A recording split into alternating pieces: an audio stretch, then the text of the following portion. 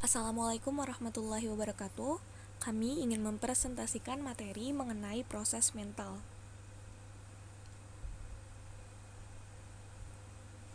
Pembahasan proses mental di dalam psikologi mencakup segala hal yang berkaitan dengan sebuah informasi dan juga stimuli yang bisa diterima oleh indera kita juga dengan pikiran, di mana dalam hal ini juga bisa menghasilkan output dan juga menghasilkan respons yang positif. Di dalam proses mental psikologi, terdapat juga sesuatu hal yang bisa didefinisikan melalui perhatian, di mana merupakan sebuah keadaan yang biasa diberikan dalam sebuah informasi secara perseptual. Di dalamnya terdapat kunci dari sebuah proses mental yang bisa didistribusikan dalam beberapa hal. Contohnya saja mengenai otak manusia yang dapat menerima informasi secara berkesinambungan, yang hanya sedikit informasi yang dapat mendapatkan proses perhatian dalam hari ini. Contoh proses mental dalam psikologi. Yang pertama dapat mengambil keputusan. Seseorang yang sedang mengalami proses mental dalam dirinya akan dapat mengambil keputusan baik dan buruk hal yang dia pilih. Lalu motivasi, berpikir positif, komunikasi, dan evaluasi diri. A. Kognisi. Kognisi adalah kepercayaan seseorang tentang sesuatu yang didapatkan dari proses berpikir tentang seseorang atau sesuatu. Proses yang dilakukan adalah memperoleh pengetahuan dan memanipulasi pengetahuan melalui aktivitas mengingat, menganalisis, memahami, menilai, menalar, membayangkan, dan berbahasa. Kapasitas atau kemampuan kognisi biasa diartikan sebagai kecerdasan atau intelijensi. Kognisi menurut beberapa ahli.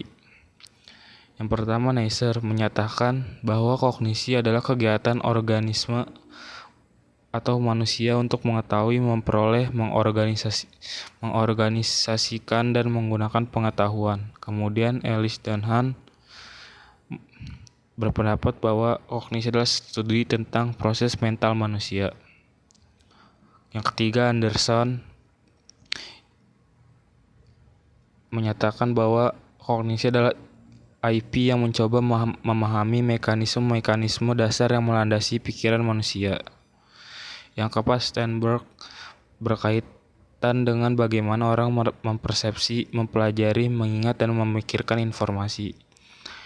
Yang kelima, Solso menyatakan kognisi bahwa studi ilmiah tentang jiwa yang berpikir dan berkaitan dengan bagaimana kita memperhatikan dan memperoleh informasi, bagaimana informasi disimpan dan diproses dalam otak, dan bagaimana memecahkan masalah berpikir dan merumuskan bahasa.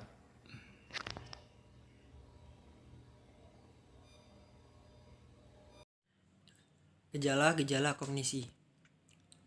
Yang pertama pengamatan, yang kedua ada tanggapan, yang ketiga ingatan, yang keempat fantasi, yang kelima berpikir, dan yang keenam intuisi. B. Emosi. Emosi berasal dari kata emotion dalam bahasa Perancis atau dalam bahasa Latin emover yang artinya keluar.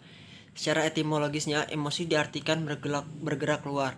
Emosi merupakan suatu konsep yang luas dan tidak dapat dispesifikan.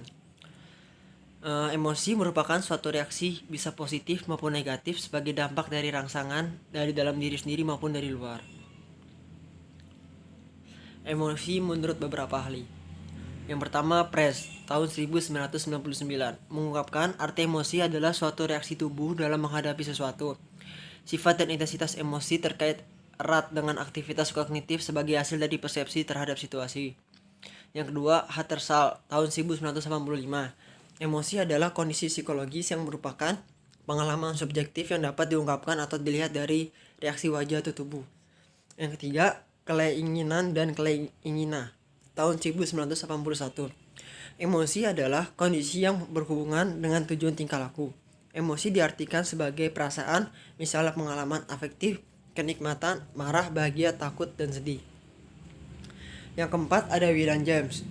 Menurut William James, emosi yaitu kondisi budi rohani yang menampakkan diri dengan suatu perubahan yang jelas. Selanjutnya, gejala-gejala emosi. Yang pertama, kekuatan emosi. Tingkat kekuatan emosi diukur dengan seberapa banyak atau seberapa sering kita bertindak. Yang kedua, gangguan emosi.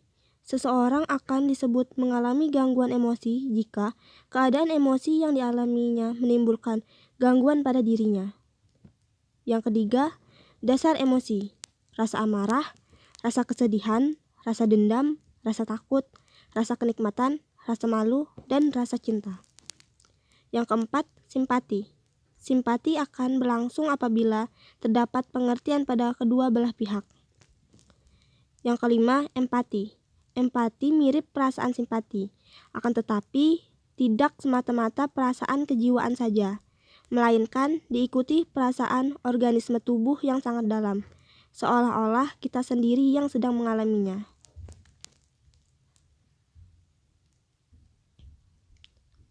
C. Konasi. Aktivitas psikis yang mengandung usaha aktif dan berhubungan dengan pelaksanaan suatu tujuan. Dalam istilah sehari-hari, kemauan dapat disamakan dengan kehendak dan hasrat. Kehendak ialah suatu fungsi jiwa untuk dapat mencapai sesuatu yang merupakan kekuatan dari dalam dan tampak dari luar sebagai gerak-gerik. Gejala-gejala konasi. Yang pertama, dorongan. Kekuatan dari dalam yang mempunyai tujuan tertentu dan berlangsung di luar kesadaran manusia. Yang kedua, keinginan. Nafsu yang telah mempunyai arah tertentu dan tujuan tertentu. Yang ketiga, hasrat. Keinginan tertentu yang dapat diulang-ulang. Terima kasih.